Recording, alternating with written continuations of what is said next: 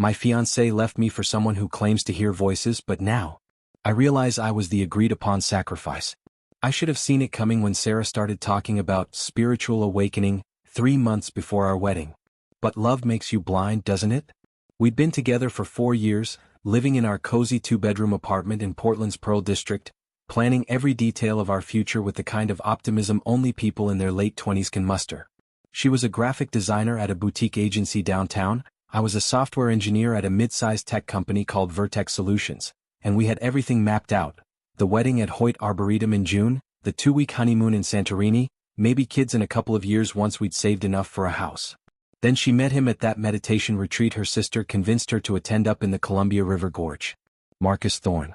A self-proclaimed psychic medium, who claimed he could hear voices from the other side, and channel messages from deceased loved ones. I laughed it off at first, made jokes about fortune tellers and crystal balls over dinner. Sarah didn't laugh with me. She just looked at me with this distant, almost disappointed expression, like I was speaking a language she no longer understood or wanted to learn. The changes started small, like water seeping through a crack you don't notice until the whole wall is damp. Sarah stopped eating meat within a week of meeting Marcus, said the voices told him that consuming animal flesh blocked spiritual frequencies and created karmic debt.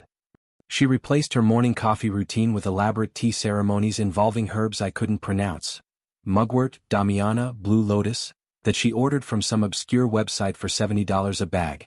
Our apartment filled with incense that made my eyes water and salt lamps that cast weird amber-colored shadows at night, transforming our once normal living space into something that looked like a new age shop exploded. When I asked her to tone it down, maybe keep her spiritual stuff to one room, she'd say I was being closed-minded and resistant to personal growth. Marcus started showing up at our place for what Sarah called emergency spiritual sessions, at odd hours. 9 p.m. on a Tuesday, 6 a.m. on a Saturday.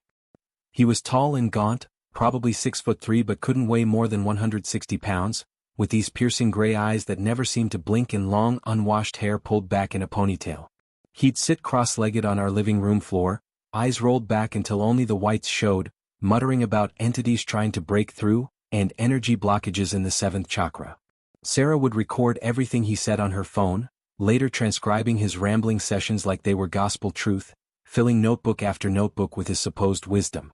I'd come home from work exhausted after debugging code for 9 hours straight to find them sitting in the complete dark, Sarah holding his hand while he convulsed and spoke in what he claimed were ancient tongues. Though it sounded like gibberish to me, random syllables strung together with theatrical groaning. I suggested therapy, couples counseling, anything evidence-based. Sarah said I was the one who needed help, that I was too grounded in the material world, and suffocating under masculine logic. Then came the night that changed everything, the night I realized I was losing her to something I couldn't fight with reason or love. I woke up at 2 a.m. to find Sarah's side of the bed empty, sheets cold like she'd been gone for hours. I could hear voices downstairs, her voice and Marcus's, but also crying, desperate sobbing that made my chest tight. My stomach dropped as I crept down the stairs in the darkness, each step creaking like an accusation, my heart pounding so hard I could feel it in my throat. They were in the kitchen, and through the crack in the door I saw them embracing. Not a friendly hug. Not a comforting gesture between spiritual teacher and student. His hands were tangled in her hair, her body pressed against his, and she was sobbing into his shoulder while he whispered something I couldn't make out, his lips moving against her ear. I must have made a sound, a gasp, a strangled cry, something, because Sarah suddenly pulled away from Marcus, her face flushed and guilty in the dim light from the stove hood. "It's not what you think," she said, which is exactly what someone says when it's precisely what you think, when they've been caught and their brain scrambles for the first cliché that comes to mind. Marcus just stared at me with this serene, almost pitying expression, like I was a child who'd walked in on an adult conversation I couldn't possibly comprehend. "The spirits have been trying to tell her for weeks now," he said calmly, his voice taking on that theatrical, otherworldly quality he used during his sessions. "You're not her true path, brother." "I am. The voices are very clear about this."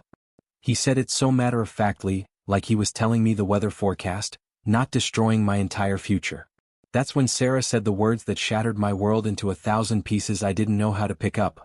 "I think we need to postpone the wedding. I need time to explore this connection with Marcus. It's spiritual, it's profound, and you wouldn't understand because you're not open to these higher frequencies." I stood there in my old University of Oregon t-shirt and boxers, barefoot on the cold kitchen tile, feeling smaller than I'd ever felt in my life, while the woman I'd planned to marry chose a con artist who claimed to hear voices over 4 years of real, tangible love. The next morning I called in sick to work for the first time in 2 years. I sat at our kitchen table while Sarah packed a bag, moving around me like I was furniture, like I'd already become invisible. She was going to stay at Marcus's place, a converted garage behind someone's house in southeast Portland that he rented for $800 a month. Just for a few days, she said, not meeting my eyes. I need clarity. The spirits are calling me to make a choice, and I can't hear them with all your negative energy. Negative energy. That's what 4 years of love, support, and partnership had become to her. I wanted to scream, to grab her shoulders and shake her until the Sarah I knew came back, but instead I just asked, "What about the wedding? We've already paid the venue $1,500 non-refundable. Your dress is being altered." We sent out invitations to 130 people. She zipped up her bag with a finality that made my chest ache. Marcus says material concerns are just ego attachments. The universe will provide. Then she walked out the door and I sat there staring at the engagement photo on our fridge. Both of us grinning at Cannon Beach, the sun setting behind us, looking like people who actually had a future together. For 3 days I barely ate. I'd open the fridge, see the meal prep container Sarah had made the week before when she was still pretending to be the woman I loved, and close it again. My best friend Jake came over on day 2, took one look at me and said, "Jesus man, you look like hell." I told him everything, the meditation retreat, Marcus and his voices, the 2 a.m. kitchen scene, Sarah leaving. Jake's face went from sympathetic to angry to calculating. "Dude," he said, leaning forward on our couch, "this Marcus guy is running a textbook cult recruitment. Isolation from loved ones, creating dependency, love bombing. My sister went through something similar with that yoga commune in Bend." He pulled out his phone and started typing. "We should look this guy up. Guys like this always have a history." 20 minutes of internet stalking later, we hit gold. Marcus Thorne wasn't even his real name. It was Marcus Thornberry, and he'd been kicked out of 2 different spiritual communities in California for inappropriate relationships with female members. There was a blog post from 2019, written by a woman named Jennifer who described almost the exact same pattern. The emergency sessions, the isolation tactics, the claims of spiritual connection. She'd eventually drained her savings account, giving him money for advanced spiritual training before her family intervened. The voices Marcus heard weren't from the other side. They were the voices of vulnerable women he could manipulate, and Sarah was just his latest mark. I took screenshots of everything: the blog post, the comments from other women sharing similar stories, a Reddit thread from 8 months ago where someone warned about a psychic predator operating in the Portland area. My hands were shaking as I saved each piece of evidence. Jake was right. This wasn't just about Sarah leaving me for another man. This was about a predator who'd perfected his system, who knew exactly which emotional buttons to push, which spiritual buzzwords would make intelligent, educated women abandon their critical thinking.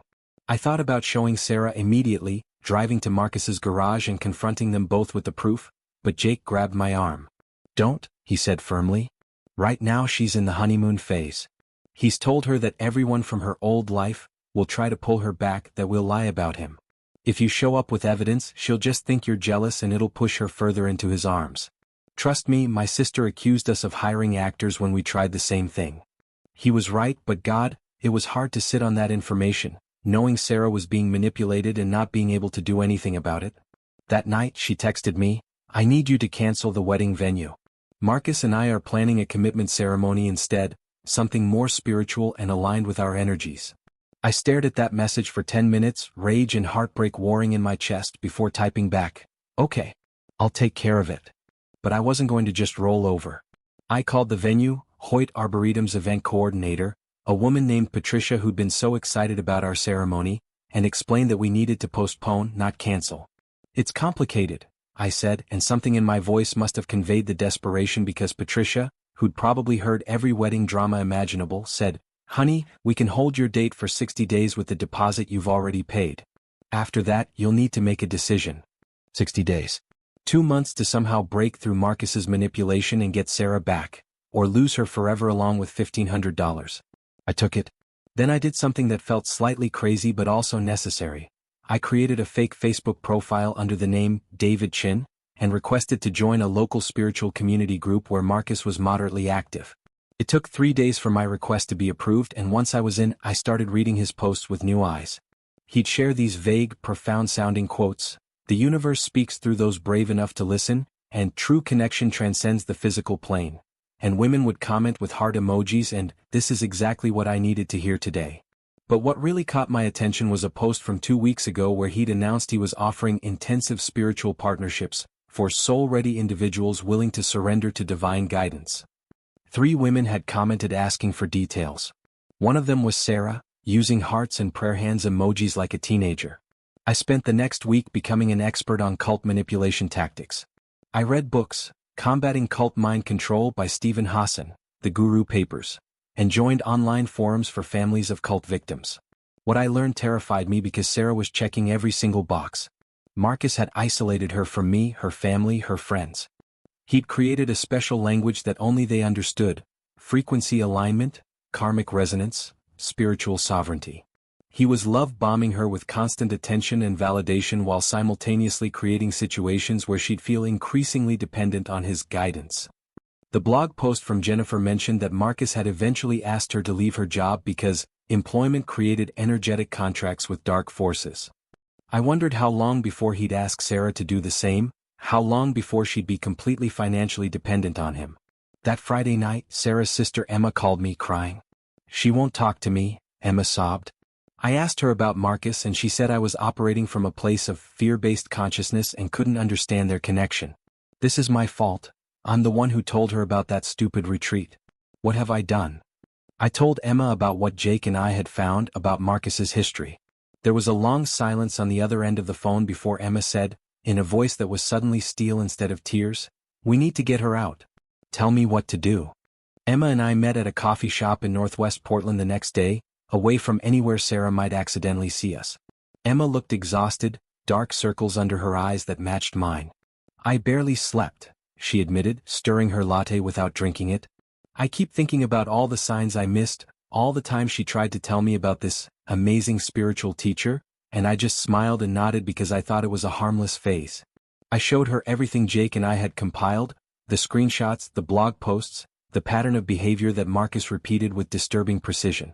Emma's face went from sad to furious as she read Jennifer's account from 2019. "He told her the exact same things," she whispered. "Word for word. Your soul recognizes mine across lifetimes. That's what Sarah told me he said to her. We needed a plan, but it couldn't be confrontational. Every resource I'd read emphasized the same thing. You can't forcefully extract someone from manipulation. You have to create conditions where they can see the truth themselves." Emma had an idea. Sarah's best friend from college, Michelle, lives in Seattle now. They haven't talked in a few months because Sarah's been so wrapped up in this Marcus thing, but they were inseparable for years. What if Michelle reached out, said she's coming to Portland for work and wants to grab dinner? Something casual, nothing that would trigger Sarah's defenses. It was a good plan, but it needed refinement. I suggested we also document everything Marcus was doing. Every request for money, every isolating statement, every time he used spiritual language to manipulate Sarah's emotions. "We need evidence that even Sarah can't explain away," I said. Emma nodded and pulled out her phone. "Mom has been trying to reach Sarah for 2 weeks. She keeps getting texts saying she's in a transformative space and needs energetic boundaries. That's not how Sarah talks, that's Marcus's language coming out of her mouth." We decided Emma would play the role of supportive sister, pretending to be open to Sarah's new spiritual journey while subtly gathering information. I would be the hurt ex-fiancé who was working on himself, giving Sarah space but not disappearing entirely. Michelle would be the concerned friend who just wanted to reconnect. 3 different angles, 3 different approaches, all working toward the same goal, helping Sarah see Marcus for what he really was before she lost everything. We also agreed to involve Sarah's parents, but carefully. Her dad, Robert, was a retired attorney with a tendency to bulldoze through problems with aggressive logic. Exactly the wrong approach for this situation. Emma promised to manage them, to keep them informed but controlled. That evening, I did something that felt like self-torture but was necessary. I drove past Marcus's place. It was on Southeast Clinton Street, a converted single-car garage behind a rundown craftsman house with peeling yellow paint. Sarah's car was parked in the driveway, her coexist bumper sticker visible even in the fading light. The garage had a small window, and through it I could see candles flickering, shadows moving. I sat in my car 2 houses down for 20 minutes, hands gripping the steering wheel until my knuckles went white, imagining what was happening inside. Was he convincing her that I was a negative force? That her family didn't understand her evolution? That she needed to give him money for the next level of spiritual training? My phone buzzed, a text from Jake. "How you holding up?" I typed back, "Working on it. Found his place. It's worse than I thought." Jake responded immediately, "Don't do anything stupid. Stick to the plan." He was right. Confrontation wouldn't work. I needed patience, strategy, and a little bit of luck. I drove home to our apartment, my apartment now, I guess, and started working on phase 2 of the plan. I needed to understand Marcus's financial situation because guys like this always had an end game, and it usually involved money.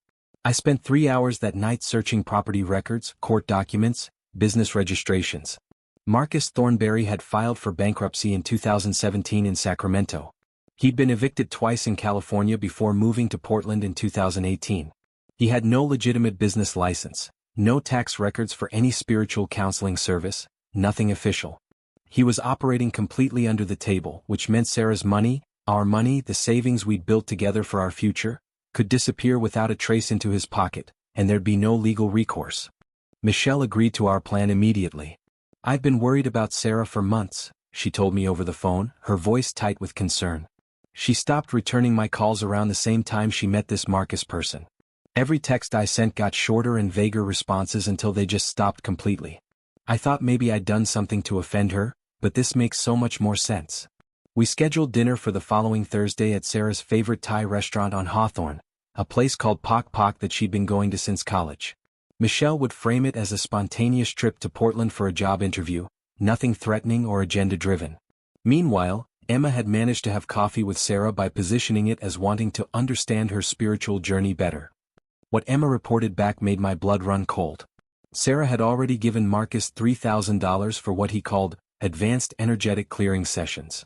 She'd withdrawn it from our joint savings account, the account we'd spent 3 years building for our wedding and honeymoon, now funding a con artist's rent and probably his weed habit. But it got worse. Marcus had told Sarah that she needed to release material attachments that were blocking her ascension, and he specifically mentioned her job as a source of toxic corporate energy. Emma said Sarah was considering quitting, that Marcus had promised her she could work as his spiritual assistant once she was fully awakened. The Thursday dinner almost didn't happen. Sarah texted Michelle 2 hours before they were supposed to meet. "Something came up.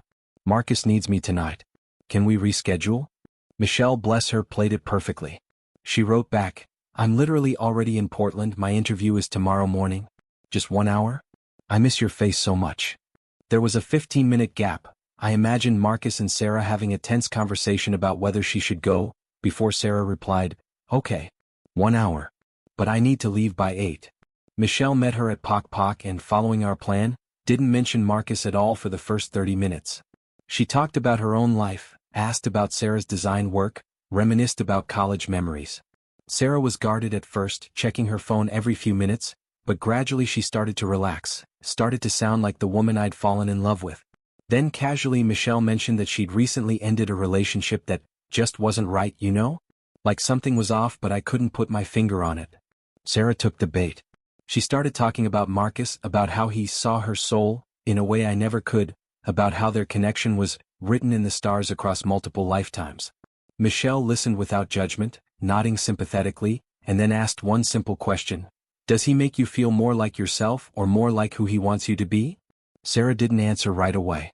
Michelle told me later that something flickered across Sarah's face, confusion, maybe doubt, before she recovered and launched into a defensive explanation about growth requiring change and shedding old identities. But the seed was planted.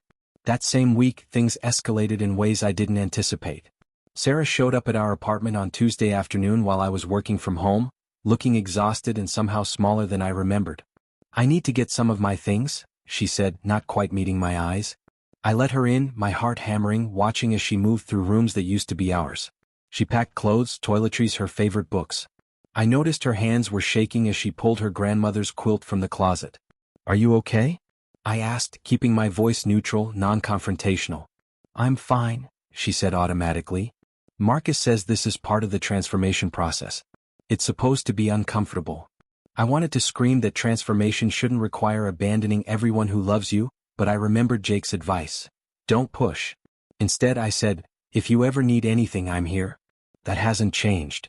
She looked at me, then really looked at me, and for just a second I saw the Sarah I knew buried under all of Marcus's programming. "I know," she whispered. Then her phone buzzed, undoubtedly Marcus checking on her, and the moment was gone. She left with 2 suitcases and her grandmother's quilt, and I stood in the doorway watching her drive away, hoping desperately that our plan would work before it was too late. The breakthrough came from an unexpected source. Emma had been following Marcus's social media activity religiously, and on Friday morning she called me, her voice electric with discovery. "He's got another one," she said. "There's a woman named Brittany who's been commenting on all his posts for the past 3 weeks. Same pattern, heart emojis talking about divine timing, asking about private sessions. And get this, she tagged herself at his place yesterday." My stomach dropped. "He's already lining up Sarah's replacement?" Emma made a disgusted sound. "Or he's running multiple marks at the same time. Either way, Sarah needs to know. But we have to be smart about how we show her." We decided to save all of Brittany's comments, every flirtatious exchange between her and Marcus, every public display that suggested he was feeding her the same lines he'd used on Sarah. The evidence was damning. Brittany had posted 2 days ago about finding her soul's true mirror and breaking free from limiting relationship paradigms. It was Sarah's story on repeat, and we were watching it happen in real time. That weekend, Sarah's mother Linda finally reached her daughter by showing up unannounced at Marcus's garage with breakfast from Sarah's favorite bakery. Emma had coached Linda carefully, "Be loving, be curious, don't attack." Linda called me afterward, her voice shaking. "She looks terrible," Linda said. "She's lost weight, her skin is broken out, and she barely touched the croissants I brought. That place she's living in is disgusting. There's mold on the walls, clothes everywhere, and it smells like incense and unwashed bodies. My daughter is living in squalor with a man who watched us like a hawk the entire time I was there, inserting himself into every conversation." But Linda had succeeded in one crucial way. She'd convinced Sarah to come to family brunch the following Sunday, just the 4 of them, Linda, Robert, Emma, and Sarah. No Marcus. It had taken significant negotiation, with Sarah insisting she could only stay for an hour, but it was an opening. An hour without Marcus's influence, an hour where we could potentially reach her. I wasn't invited, obviously, but Emma promised to record everything on her phone, hidden in her purse. We were building a case, piece by piece, creating a web of evidence and support that would eventually become impossible for Sarah to ignore. I used that week to do more digging into Marcus's past, and what I found was even darker than I'd imagined. I managed to track down Jennifer, the woman from the 2019 blog post, through a mutual friend of a friend on Facebook. She agreed to talk to me on the phone, and her story made me feel physically sick. Marcus had isolated her from her family over 6 months, convinced her to quit her job as a dental hygienist, taken over $40,000 from her for various spiritual investments that never materialized, and when she finally tried to leave, he'd threatened to kill himself and sent her hundreds of texts saying she'd doomed her soul to infinite suffering. Her parents had eventually hired a cult deprogramming specialist, and even after 2 years of therapy, Jennifer said she still had nightmares. "The worst part," Jennifer told me, her voice breaking, "is that I knew somewhere deep down that it was wrong. But he was so good at making me doubt my own reality, at making me feel crazy for questioning him. Please get your fiancé out before he destroys her completely. He will take everything, her money, her identity, her sanity." I asked Jennifer if she'd be willing to talk to Sarah directly, and after a long pause she said yes. "If it'll help save someone else from what I went through, I'll do it." I now had a survivor willing to testify, documented evidence of Marcus's predatory pattern, proof that he was already grooming his next victim, and a family willing to fight. The pieces were finally coming together. The family brunch was scheduled for 11 a.m. on Sunday at Linda and Robert's house in Lake Oswego. Emma texted me updates throughout the morning. "She's here. Looks nervous." Marcus dropped her off and is meditating in the car outside. 20 minutes later, Dad just asked about her job. She says she's taking a sabbatical to focus on spiritual development. Mom's face is doing that thing where she's trying not to cry. Then 40 minutes into the brunch, holy shit. Emma just casually mentioned seeing Marcus's social media posts and asked who Brittany is. Sarah went pale. I sat in my apartment, phone clutched in my hand, barely breathing as I waited for more updates. The next text took 15 minutes to arrive. Sarah asked to see the screenshots. She's looking at every comment, every interaction between Marcus and Brittany. She's not saying anything but her hands are shaking. Dad wants to call the police. Mom told him to shut up and let Sarah process. Then, She's crying. Not dramatic crying. Silent tears just running down her face while she scrolls through months of him doing to Brittany exactly what he did to her. Emma sitting next to her, not talking, just being there. The dam finally broke an hour later. Emma called me and I could hear Sarah sobbing in the background. "She wants to talk to you," Emma said. My hands were trembling so badly I almost dropped the phone. "Sarah?" Her voice was wrecked, raw with crying. "He's been lying to me. This whole time he's been..." She couldn't finish the sentence, just dissolved into sobs again. I heard Linda's voice in the background, soothing and gentle, and then Robert's deeper tone saying something I couldn't make out. Sarah came back on the line. "I gave him $5,000 total. I was going to quit my job next week. He told me we were soulmates, that the universe had brought us together, and he's saying the exact same things to her. To Brittany. Word for word. I saw the messages." Her voice dropped to a whisper. "What have I done? Oh God, what have I done to you, to us, to everything?" I wanted to say so many things, that I'd been terrified, that I'd spent weeks researching how to save her, that I'd never stopped loving her even when she chose him, but what came out was simply, "You're seeing it now. That's what matters. You're seeing the truth." The confrontation with Marcus happened faster than any of us planned. Sarah's father, despite Linda's protests, called the police non-emergency line and reported that Sarah was being held in a possible coercive control situation. 2 officers showed up at Marcus's garage while Sarah was still at her parents' house. Emma told me later that Marcus called Sarah 37 times in 20 minutes, sent a barrage of texts that escalated from loving, "Where are you, my soul? I'm worried," to manipulative, "The spirits are showing me you're in danger from negative forces," to threatening, "If you abandon our sacred contract, you'll regret it for lifetimes." Sarah blocked his number after the officers called her parents' house to confirm she was there voluntarily and safe. That's when the real Marcus emerged.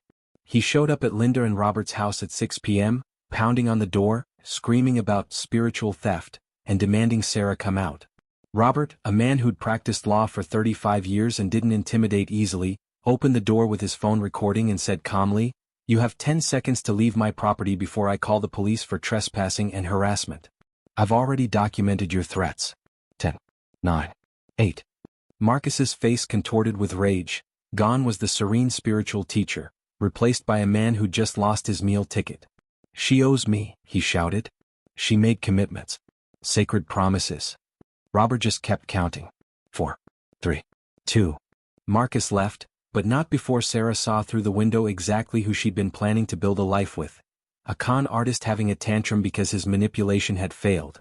Sarah stayed at her parents' house for 2 weeks. During that time, Emma connected her with a therapist who specialized in cultic abuse and manipulation. I gave her space, communicating only through Emma, sending simple messages, "I'm glad you're safe, and take all the time you need." Jennifer, the woman from Marcus's past, spoke with Sarah on the phone for 2 hours one evening, and Emma told me Sarah cried through most of it, not just for herself but for Jennifer, for Brittany, who Sarah reached out to directly with all the evidence, potentially saving her from the same fate, and for whoever Marcus would try to victimize next. Sarah filed a police report detailing the financial exploitation, though the detective warned her that without Marcus operating as a licensed therapist or formal business, recovering the money would be nearly impossible. She didn't care about the money anymore. She cared about creating a paper trail, about making sure the next woman who Googled Marcus Thorne Portland would find warnings instead of his carefully crafted spiritual persona. She also wrote a detailed post on multiple platforms describing her experience, naming him directly, including screenshots of his interactions with multiple women. Within a week, 3 more women came forward with similar stories. Marcus's social media went dark, and according to Jake's continued internet stalking, he'd moved to Eugene by the end of the month, probably to start the whole cycle over with a fresh pool of victims. 3 weeks after the family brunch, Sarah asked if she could come by the apartment. I spent an hour cleaning before she arrived, then realized how stupid that was. She'd lived here, knew every corner, every stain on the carpet. We'd always meant to get professionally cleaned. She looked different when I opened the door. Thinner, older somehow, but also more present than she'd been in months. Her eyes were clear instead of that distant, glazed look she'd had when she was with Marcus.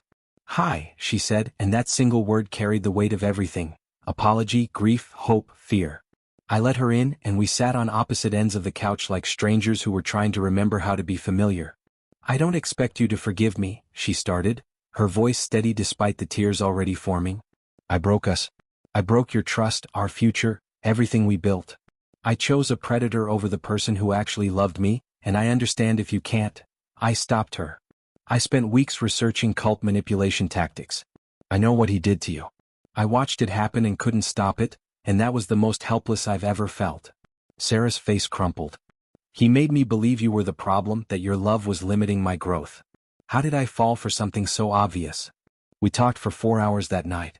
She told me everything, how Marcus had slowly convinced her that her own thoughts weren't trustworthy, how he'd positioned himself as the only person who truly understood her, how he'd used intermittent reinforcement, something she'd learned about in therapy, to keep her hooked, alternating between intense affection and cold withdrawal. She showed me her journal from those months, pages filled with Marcus's quotes and spiritual insights, that, reading them now with clear eyes, were obviously manipulative nonsense designed to make her doubt herself. I kept writing, "I'm confused," over and over, she said, flipping through the pages. That should have been my sign. I was never confused with you. I was happy, stable, secure. He made confusion feel like enlightenment. I told her about finding Jennifer, about the bankruptcy records, about watching Marcus's garage from my car like some heartbroken detective. She laughed and cried at the same time. You built a whole investigation to save me. I shrugged. You're worth investigating for. The wedding venue date had passed, we'd lost the deposit and the dream of getting married at Hoyt Arboretum in June, but Patricia from the venue had sent me a card that said simply, "I hope things worked out the way they needed to." Sarah asked if I thought we could ever try again someday when she'd done the work she needed to do in therapy, when she trusted herself again. I told her the truth, I didn't know. The hurt was real, the betrayal had left scars, but so had the love. Maybe we start with coffee, I said. Once a week. No pressure, no expectations. Just two people who used to know each other really well trying to figure out if they still do. She nodded, wiping her eyes with the sleeve of her jacket, my old Oregon hoodie that she'd apparently kept. I'd like that. I'd really like that. 6 months later, Sarah and I still have coffee every Tuesday. Sometimes it feels like old times, sometimes it feels like we're meeting for the first time. She's back at her design job, thriving actually, and recently got promoted to senior designer. She's been in therapy consistently, working through the shame and the manipulation, learning to trust her own judgment again. Marcus, according to our continued monitoring, was arrested in Eugene 3 months ago for fraud. Apparently he'd graduated from spiritual manipulation to actually stealing credit card information, which was the mistake that finally caught up with him. Jennifer started a support group for survivors of spiritual abuse, and Sarah's involved as both a participant and a co-facilitator. We haven't talked about weddings or futures or any of that. Maybe we will someday, or maybe this careful friendship is all we'll rebuild from the wreckage, and that'll be okay too. What I learned through all of this is that love isn't always enough to save someone. Sometimes they have to save themselves, and all you can do is make sure they have the tools and support when they're ready to use them. Sarah tells me now that having me not give up, having her family refuse to abandon her, having evidence ready when she was finally able to see it, that's what made the difference. You didn't drag me out, she said last Tuesday over lattes at our usual spot. You built a door and kept it open until I was ready to walk through it.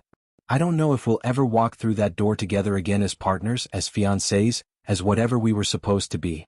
But I know Sarah's free, she's healing, and she helped save other women from the same fate. That's not the ending I thought we'd have, but it's an ending I can live with. And who knows? Maybe it's not an ending at all. Maybe it's just a different kind of beginning.